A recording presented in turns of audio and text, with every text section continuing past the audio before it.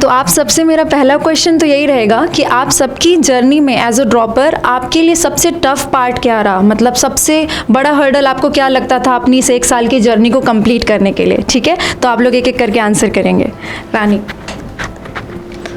ये मेरा 3rd drop था और जब मैंने मेरा फर्स्ट ड्रॉप लिया था उस टाइम भी मेरे मार्क्स अराउंड 584 थे। मेरा जब नेक्स्ट ड्रॉप हुआ था तब मेरे 589 थे। तो जब मैं सेकंड ड्रॉप के बाद जब मैं 3rd ड्रॉप में लेने नहीं वाली थी पहले, तो क्योंकि मुझे लगा था कि शायद हो सकता है कि मेरे लिए डॉक्टर बनना लिखा नहीं हो, क्योंकि मेरे मार्क्स बहुत पास आके रह जाते थे हर बार। दैन फिर ऐसा हुआ कि मैं इधर आई, मैंने देवेंद्र सर से बात करी और पता नहीं क्यों बट मुझे लगा कि मुझे शायद 1 साल और देना चाहिए, क्योंकि अगर मैं लाइन भी चेंज करती हूँ और कुछ और भी करती हूँ तो मुझे पता है कि वो इतना वर्थ नहीं होगा कि मैंने अपने इतने साल दिए भी और फिर मैं एकदम से मेरा पूरा पाथ चेंज कर दिया। तो मुझे लगा एक बार 1 ड्रॉप और देना चाहिए। जो मैंने जब वापस ड्रॉप किया तब जो मुझे लगता था कि मैं बहुत ज़्यादा नेगेटिव हो चुकी थी इतने ड्रॉप देने के बाद, और नेगेटिविटी दिमाग के अंदर भर चुकी थी कि यार हो सकता है इस बार फिर से मेरे आते आते मार्क्स रह जाएं, हो सकता है इस बार मैं फिर से नहीं कर पाऊँ। और मैं बहुत ज़्यादा डिप्रेशन बार बार होता था कि यार क्या होगा क्या नहीं होगा। और फिर उस केस के अंदर जब आप पढ़ने बैठते हो तो मुझे नहीं लगता पढ़ाई कर सकते हो ये सोच के कि आपका होगा नहीं होगा। तो मुझे लगता है कि सबसे ज़्यादा इंपॉर्टेंट जो इस वक्त होता है वो होता है एक सपोर्ट देना। अगर आपके पेरेंट्स आपको सपोर्ट करते हैं, आपके टीचर्स आपको सपोर्ट करते हैं, आपको ये फील कराते हैं नहीं आप कर सकते हो, अभी भी कर सकते हो, तो आई थिंक इट्स बेस्ट। आप आगे पढ़ भी सकते हो। कोई कंसिस्टेंसी तभी आती है जब आपका माइंड भी फ्री हो। अगर आप बार बार ये सोचोगे कि क्या पता मैं कर पाऊँ नहीं कर पाऊँ, जैसे ये क्वेश्चन आएगा आपके दिमाग में मुझे लगता है आप नहीं कर सकते, बल्कि आप ये सोच के करो कि ठीक है कोई बात नहीं, नहीं हुआ, हो सकता है भगवान ने मेरे लिए कुछ और भी अच्छा रखा हो, इस वजह से मेरा पहले नहीं हुआ। और मुझे तो यही लगता है शायद इसलिए मेरा पहले नहीं हुआ क्योंकि इस बार मुझे और भी अच्छी जगह मिले। तो I think it's best. I think बहुत वैलिड आंसर है। थोड़ा 1 मिनट देना। आई थिंक है ना इसका जो आंसर है ना उसमें से जो क्रक्स हम निकाल सकते हैं वो यही है कि you should not think, first of all आप ये मत सोचो कि मैं कर भी पाऊँगा कि नहीं कर पाऊँगा, क्योंकि जैसे ही आपने अपने ऊपर क्वेश्चन मार्क लगा लिया ना तो उसके बाद आई थिंक 10 और नेगेटिव फैक्टर्स है जो आपको ग्रैब करना रोकना शुरू कर देंगे। और एक बार आपने सोच लिया कि नहीं मैं कर लूँगा तो फिर मुझे नहीं लगता कि कोई चीज़ आपको रोक भी सकती है। तो आई थिंक बहुत अच्छा पॉइंट इसने बोला है कि आप अपने दिमाग से पहले हटा दो। अगर कहीं भी छोटा सा point due to any damn reason अगर है कि यार मैं कर पाऊँगा कि नहीं कर पाऊँगा, तो मुझे नहीं लगता कि वो पॉइंट आपके दिमाग में आना चाहिए, और नहीं आएगा तो definitely you will do it, right. So I think it's a very valid point. Shruti. Hello everyone, मैं भी रानी की तरह ही 3rd ईयर ड्रॉपर थी और मेरे लिए सबसे ज़्यादा चैलेंजिंग था पॉजिटिव रहना, क्योंकि मैं भी मेरे पास्ट के एक्सपीरियंस से काफ़ी नेगेटिव हो चुकी थी। तो सबसे इम्पॉर्टेंट तो ये होता है कि अपनी जर्नी में जब तक आपका नीट नहीं हो जाता you should be quite positive. And secondly मुझे ऐसा लगता है कि सबसे इम्पॉर्टेंट होता है एग्ज़ाम को क्रैक करने के लिए ये होता है कि स्टिक टू दैट थिंग्स जो एग्ज़ाम के लिए रेलेवेंट है, वो पढ़ना ज़्यादा ज़रूरी होता है। इंस्पाइट कि आप मॉड्यूल्स पढ़ो या फिर एक्स्ट्रा चीज़ें पढ़ो। तो मुझे ऐसा लगता है कि बायो में NCERT, फिज़िक्स में ज़्यादातर क्वेश्चन प्रैक्टिस, केमिस्ट्री में ऑर्गेनिक इनऑर्गेनिक में NCERT और फिज़िकल में क्वेश्चन प्रैक्टिस, ये जो चीज़ें हैं इन पे स्टिक रहना काफ़ी ज़रूरी होता है। 3rd पॉइंट मुझे ऐसा लगता है कि कभी भी अपने टेस्ट के स्कोर से डीमोटिवेट नहीं होना चाहिए, ये भी बहुत इम्पॉर्टेंट है। कुछ भी मार्क्स आए वो आपकी मेन एग्ज़ाम के जो मार्क्स हैं उनको जज नहीं करेंगे।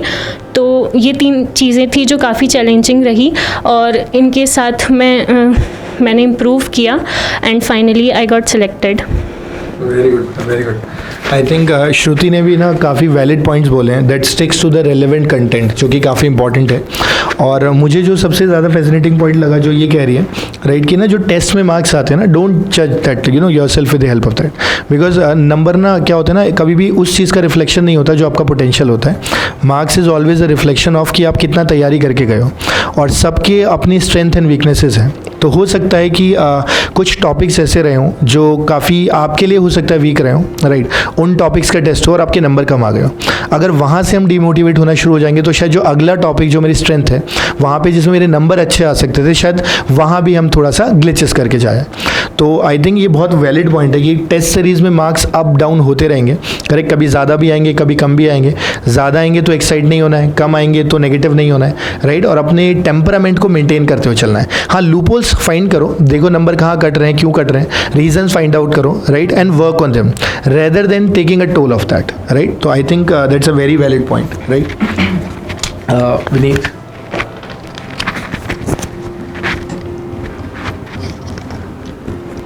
Hello friends, myself Vineet Singh. मेरी जर्नी में सबसे टफ़ पार्ट ये रहा है कि जो डेली बेसिस का जो मेरा रूटीन था, जो कि एक स्टूडेंट अपना कोई प्रिंसिपल बनाता है या फिर टाइम टेबल बनाता है, उसको मेंटेन रखना। अगर एक student per day 4 hours to 5 hours self study देता है तो काफ़ी अच्छा स्कोर कर सकता है एज़ कम्पेयर टू वो स्टूडेंट जो एक दिन 10 घंटे पढ़ रहा है या फिर अगले दिन नहीं पढ़ रहा है या फिर अगले दिन 3 घंटे पढ़ रहा है। आपके जो डे रूटीन है उसमें फ्लक्चुएशंस नहीं आनी चाहिए।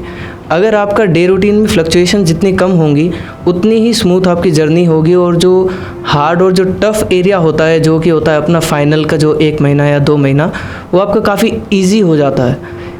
तो that was my tough part. Okay, तो ये पॉइंट काफ़ी सही कह रहे हैं विनीत। एक्चुअली क्या होता है ना बेटा, जब सक्सेस हमको चाहिए होती है ना, तो उसके लिए कंसिस्टेंसी बहुत इंपॉर्टेंट होती है। आप कभी भी देखोगे लाइफ में कोई भी पर्सन सक्सीड हुआ है ना, तो उसके लिए कंसिस्टेंसी बहुत इंपॉर्टेंट है। एवरी डे आप अपने उस गोल के लिए, अपने उस ड्रीम के लिए कितना टाइम डेडिकेट करते हो, और उसको एवरी डे डेडिकेट करते हो कि नहीं करते हो। जैसा कि उसने कहा, एक दिन आपने मान लो 12 घंटे पढ़ाई कर ली और अगले दिन पढ़ाई नहीं की, और वो पढ़ाई नहीं करके आपको कभी भी अच्छा नहीं लगेगा। आप 2 दिन उससे परेशान ही रहोगे और आपका 2 दिन और ख़राब होगा। और इसीलिए मतलब सक्सेस पाने के लिए ना, आपको अच्छे नंबर स्कोर करने के लिए इस पूरे 1 साल के लिए कंसिस्टेंट रहना बहुत ज़्यादा ज़रूरी है, ठीक है। अब यश बताएंगे उनकी जर्नी का हार्डेस्ट पार्ट क्या रहा है। हेलो फ्रेंड्स, अगर मेरी जर्नी की हार्डेस्ट पार्ट की बात करें तो मेरे साथ सबसे बड़ी प्रॉब्लम यही थी कि मैं एक तो लॉन्ग आवर की सिटिंग नहीं दे पाता था पढ़ाई के लिए, और जैसे कि मेरा दिमाग मतलब काफ़ी चीज़ों के अंदर इन्वॉल्व रहना चाहता था, और मेरी इच्छा भी होती थी इन्वॉल्व रहने की, पढ़ाई में इतना नहीं दे पाता था। जैसे 2, 3, 4 घंटे पढ़ाई कर ली तो फिर लगता था कि हाँ आज का हो गया, कल पढ़ लेंगे। फिर धीरे धीरे चलता रहा, फिर नहीं कंटिन्यू कर, कोई नहीं, यहीं से कंटिन्यू कर। धीरे धीरे चलता रहा। तो फिर पहले तो मेरा स्कोर अच्छा आता था, स्टार्टिंग में तो काफ़ी एनर्जी थी, फिर धीरे धीरे मैं बाकी चीज़ों में इन्वॉल्व होता गया, फिर मेरा स्कोर भी काफ़ी डाउन जाने लगा।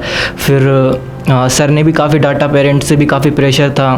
फिर मैंने सर से एक बार बात की आके, तो सर ने मेरे को समझाया, काफ़ी एग्जांपल्स भी दिए, काफ़ी मोटिवेट किया। फिर धीरे धीरे मैं फिर से ट्रैक पे आने लग गया था, मेरा अच्छा स्कोर आने लग गया था। फिर थोड़े दिनों बाद वही बस मोटिवेशन गया और फिर से मैं वही सब करने लग गया था। फिर धीरे धीरे वही स्कोर गिरने लग गया। फिर सर ने भी काफ़ी डांटा, सर ने काफ़ी समझाया मेरे को पूरे साल। फिर एक टाइम तो ऐसा आया था, सर को भी काफ़ी गुस्सा आ गया था मेरे ऊपर। फिर मैंने सर से लास्ट टाइम बोला था कि सर आज के बाद ऐसा दोबारा नहीं होगा। फिर मैंने थोड़ी सी मेहनत की, और जो फालतू की चीज़ों में मेरा दिमाग लगता था, काफ़ी चीज़ें मुझे छोड़नी भी पड़ी, काफ़ी सेक्रीफाइस करना पड़ा। मैं पहले जिम ज्वाइन कर रखा था मैंने, तो मैंने जिम फिर 7-8 महीने के लिए छोड़ ही दी थी। मैंने कसम खाई थी कि जिम तभी जाऊंगा तब मेरा सिलेक्शन होगा। फिर उसके बाद सिलेक्शन, अभी पेपर देने के बाद अच्छे मार्क्स आए, तभी मैंने जिम ज्वाइन किया है दोबारा से। हाँ, इसके आगे बोलूँ? हाँ।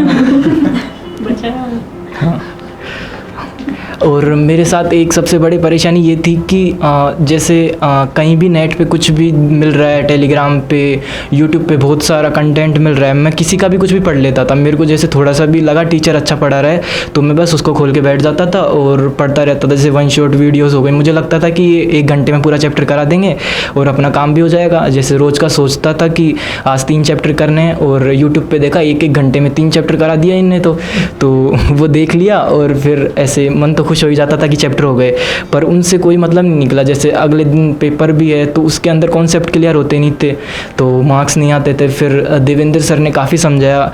देवेंद्र सर ने बताया कि सिर्फ NCERT पढ़नी है और नोट्स के ऊपर ही स्टिक करना है, नोट्स पढ़ने और बस क्वेश्चंस करने हैं, इतना ही काफ़ी था। और फिर पेपर्स के लिए तो सर ने बोला ही था, जैसे सारे के सारे पेपर देने थे, तो सारे पेपर दिए मैंने और उनसे मुझे काफ़ी मदद मिली। नहीं ठीक है, आई थिंक बहुत वैलिड पॉइंट इसने बोले। तो जो यश ने अपनी सारी प्रॉब्लम्स बताई हैं ना, उसमें से आई थिंक बहुत सारे आप में से बच्चे जो रिलेट कर सकते हैं वो है कि आपकी एज में डिस्ट्रैक्शंस बहुत ज़्यादा होते हैं। आपको मन नहीं करेगा पढ़ने का। एवरीडे की, जैसे उसने बोला, सिटिंग बनाना बहुत ज़्यादा मुश्किल था। तो आप लोगों में से बहुत सारे स्टूडेंट सोशल मीडिया पे एक्टिव रहते हैं या पढ़ने से ज़्यादा वीडियोस देखते हैं, फ्रेंड्स बनाते हैं, बाहर घूमना आपको अच्छा लगता है। और जब हमें कोई काम करना पड़ता है ना, जैसे हमें बैठ के पढ़ना है, ये हमारे लिए काम है, तो हम और ज़्यादा डिस्ट्रैक्ट होते हैं कि नहीं, ये मन नहीं कर रहा, हमने तो बाहर जाना है, फ्रेंड्स बनाने हैं, क्या लाइफ हो गई है, ऐसे ऐसे नेगेटिव थॉट्स आते हैं।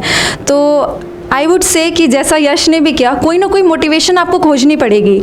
हमेशा आप लोग डिमोटिवेट तो होंगे, कोई भी पर्सन लाइफ में डिमोटिवेट होता है और कोई ना कोई उसके पास होता है जो उसको मोटिवेट भी करता है, but always try to be self motivated. अगर आप सेल्फ मोटिवेटेड रहोगे ना, तो आपको किसी की रिक्वायरमेंट नहीं होगी कि ये पर्सन, ये टीचर, मम्मी पापा या ये वाला कज़न, मेरे भैया दीदी कोई मुझे बोलेंगे तब मैं मोटिवेट हूँगा। वो ज़्यादा देर नहीं चलता है, आप उससे 1 दिन पढ़ लोगे, 2 दिन पढ़ लोगे, 1 हफ्ते पढ़ लोगे। लेकिन अगर आप अपने आपको खुद से मोटिवेट करते रहोगे हर टाइम, जब भी आप लो फील कर रहे हो, तो आपका वो मोटिवेशन हमेशा चलेगा। जब भी आपने लो फील किया, खुद को मोटिवेट किया और खुद आगे बढ़े और अपनी पढ़ाई कंटिन्यू करी। और ये सब आप अच्छे से अगर करोगे तो आपको ये सब कुछ 1 ही साल करना पड़ेगा, 7, 8 महीने, 9 महीने करना पड़ेगा। अगर आपने ये सब अच्छे से नहीं किया तो हो सकता है लूप में आप 2 साल 3 साल फंस जाओगे। उससे अच्छा जो कर रहे हो 1 साल बहुत अच्छे से करो, मोटिवेटेड रह के, सारा कुछ अपना कंसिस्टेंसी मेंटेन करके, ताकि आपको लूप में 2 साल 3 साल परेशान ना होना पड़े। ठीक है, ओके। सो अनिल, पॉइंट और मैं ऐड हाँ सर। जैसे यश ने जो ये पॉइंट बोला ना, इस पे मैं काफ़ी फोकस करना चाहूँगा।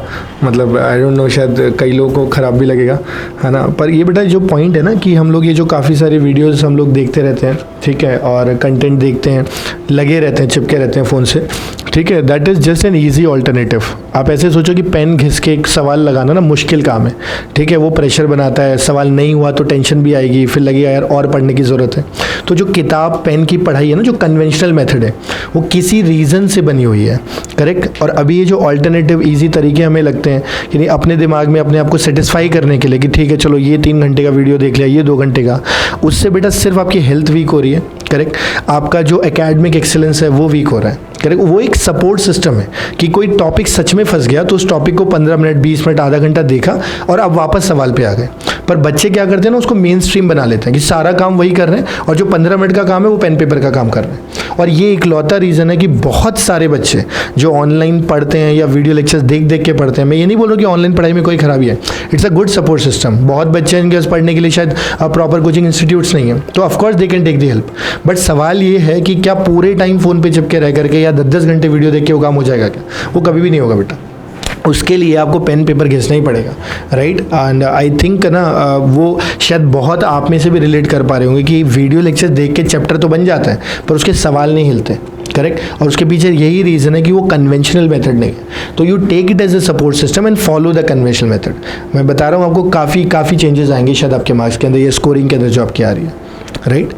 इस बात एक पॉइंट ऐड करना है, हाँ एक पॉइंट ऐड करना है।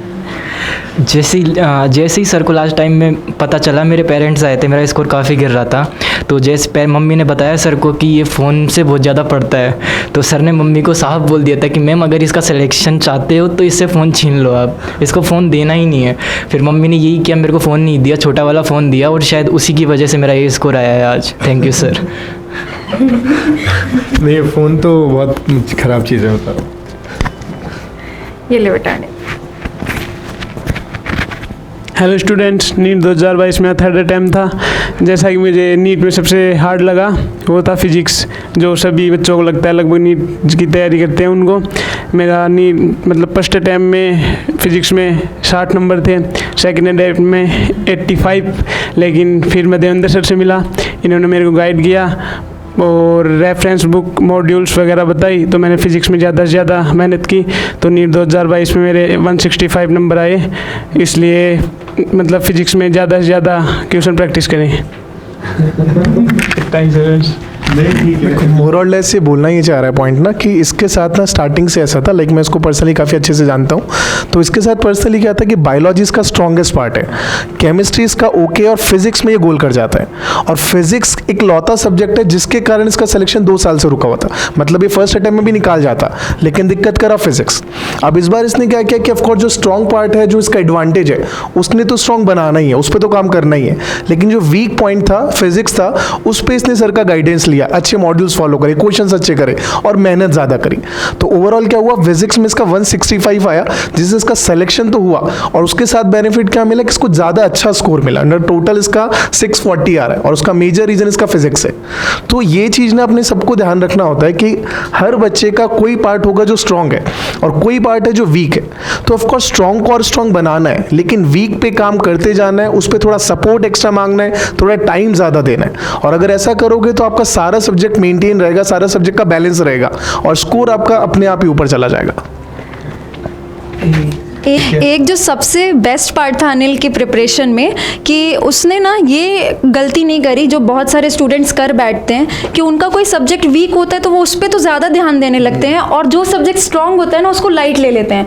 वो लिविंग वर्ल्ड तक की भी क्लास होती थी ना बायोलॉजी में, उसको भी अटेंड करता था कि क्लास में कुछ सीखने को ही मिलेगा, कुछ ना कुछ मेरे को और लर्न करने को ही मिलेगा। बीच में एक आध बार टेंशन में ज़रूर इसका दिमाग खराब हुआ था कि सर ये वाली क्लास छोड़ दूँ क्या, पर उसने एक भी क्लास नहीं छोड़ी किसी भी सब्जेक्ट की।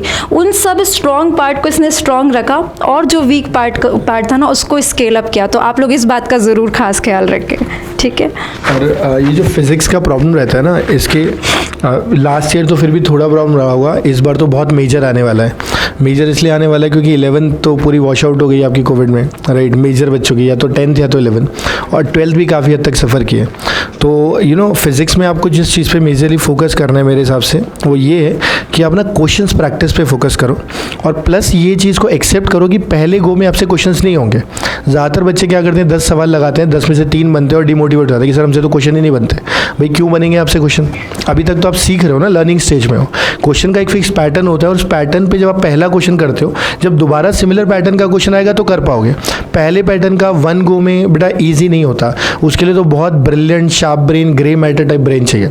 तो इसलिए ना आप कहो सबसे पहले तो दिमाग से एक्सपेक्टेशंस ही हटा दो कि फिजिक्स में हमसे पूरे सवाल बनेंगे, इवन 50% क्वेश्चंस बनेंगे।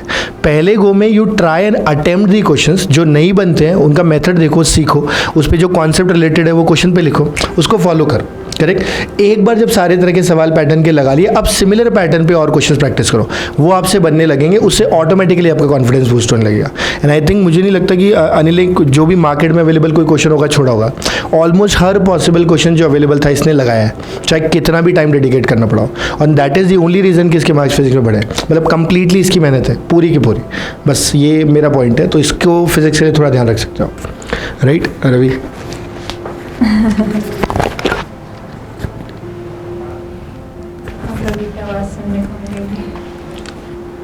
हेलो फ्रेंड्स, मेरे जर्नी का सबसे हार्ड पार्ट रहा वो है बायोलॉजी। मैं 2 साल से सिलेक्शन बायोलॉजी की वजह से रुका हुआ था। मैंने एनसीईआरटी तो खूब पढ़ी थी, कम से कम 8 से 10 बार एनसीईआरटी में हर साल पढ़ता था, लेकिन मैं बस क्वेश्चन नहीं लगाता था। इसकी वजह से मेरे बायोलॉजी के मार्क्स रुके हुए थे।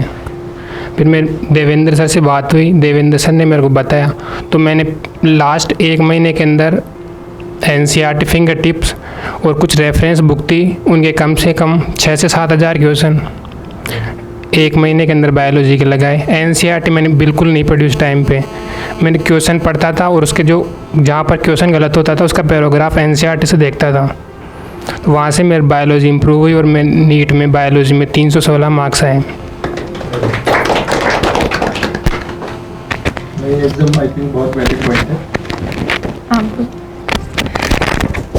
तो बहुत सारे स्टूडेंट्स ऐसी गलती करते हैं कि वो सोचते हैं बायोलॉजी में ऐसे एनसीईआरटी पढ़ने से ही सिलेक्शन हो जाएगा, सारा पेपर एनसीईआरटी से आता है तो चलो 50 बार एनसीईआरटी पढ़ लेते हैं। बहुत ज़रूरी है एनसीईआरटी पढ़ना, पेपर एनसीईआरटी से ही बनता है, उसको डिकोड करके ही आप सिलेक्शन में अच्छे नंबर लेके आ सकते हो। बायोलॉजी में 320+, 340+ या 360 एम कर सकते हो। बट आप ये मत भूलो कि आपने जो कॉन्सेप्ट सीखे हैं उनको अप्लाई करना बहुत ज़रूरी है। उस कॉन्सेप्ट से क्वेश्चन कैसे फॉर्म होता है, और अगर उन कॉन्सेप्ट कॉन्सेप्ट को हल्का सा एनसीईआरटी से ही ट्विस्ट कर दिया गया तो आप उसको कैसे आंसर कर सकते हो, या क्वेश्चन में कैसी कैसी छुपी हुई गलतियाँ होती हैं, आपने ध्यान से पढ़ा कि नहीं पढ़ा, कुछ कुछ बातें जो हल्की बहुत एक्स्ट्रा भी पूछती हैं, वो सबको अप्लाई करना बहुत ज़्यादा ज़रूरी है। तो क्वेश्चन सॉल्विंग में आप बायोलॉजी में भी बिल्कुल ना चूकें। बायोलॉजी में भी जैसा आपको फिजिक्स केमिस्ट्री में होता है ना, न्यूमेरिकल सॉल्व करना, क्वेश्चन सॉल्व करना बहुत ज़रूरी है। आप बायोलॉजी के लिए एवरी डे 1 घंटे का या 40-45 मिनट्स का आप 1 घंटे से स्टार्ट कर सकते हैं। 100 क्वेश्चन का टाइमर लगा के सॉल्व करना सीखिए और इस आदत को बनाइए कि आप पूरे साल 1 घंटे का टाइमर लगा के 100 क्वेश्चंस बायोलॉजी के रोज़ सॉल्व कर रहे हो। इससे आपके हज़ारों क्वेश्चन सॉल्व हो जाएंगे बायोलॉजी के, और जो पॉसिबिलिटी है किसी कॉन्सेप्ट से क्वेश्चन पूछने की, वो सारे आपकी ब्रेन को पता चल चुकी होगी। ठीक है।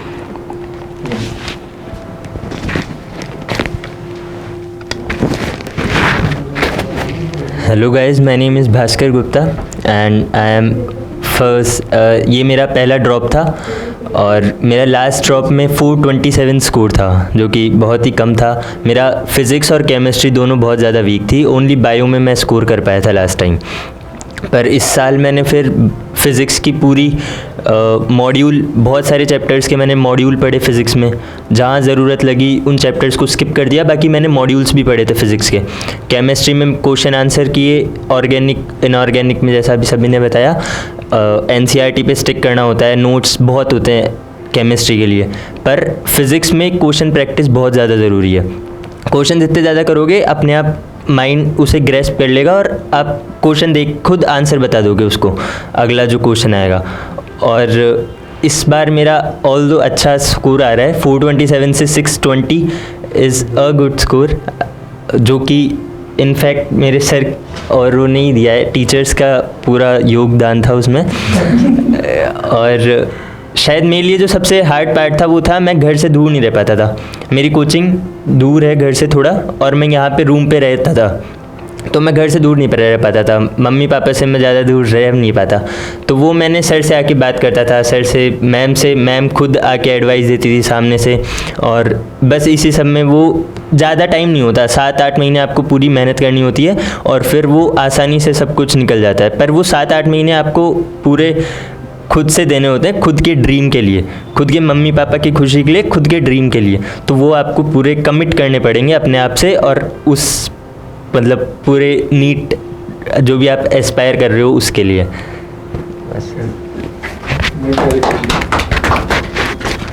इसके से ना जो पॉइंट्स थे उसमें बहुत सारे जेन्युइन पॉइंट्स लगे, है ना। सबसे पहला पॉइंट तो जो इसने बताया था, जो लास्ट वाला इसने पॉइंट बोला कि पेरेंट्स के साथ रहना था और घर से दूर रह नहीं पा रहे, और ये प्रॉब्लम ना बहुत बहुत बहुत बच्चों के साथ आती है। लाइक हम लोग जहाँ पे काउंसलिंग लेते हैं, बच्चे आते हैं, पेरेंट्स आते हैं, तो बहुत बच्चा होता है आके 2 दिन बाद रो देता है कि ना मेरे से हो नहीं रहा, मुझे घर जाना है। और आपको ये चीज़ समझना पड़ेगा कि आप जिस चीज़ का एम कर रहे हैं ना, आप नीट का प्लान कर रहे हैं, 17 लाख 18 लाख बच्चे हैं जो हर साल एग्जाम दे रहे हैं, और शायद सब नहीं निकल सकते।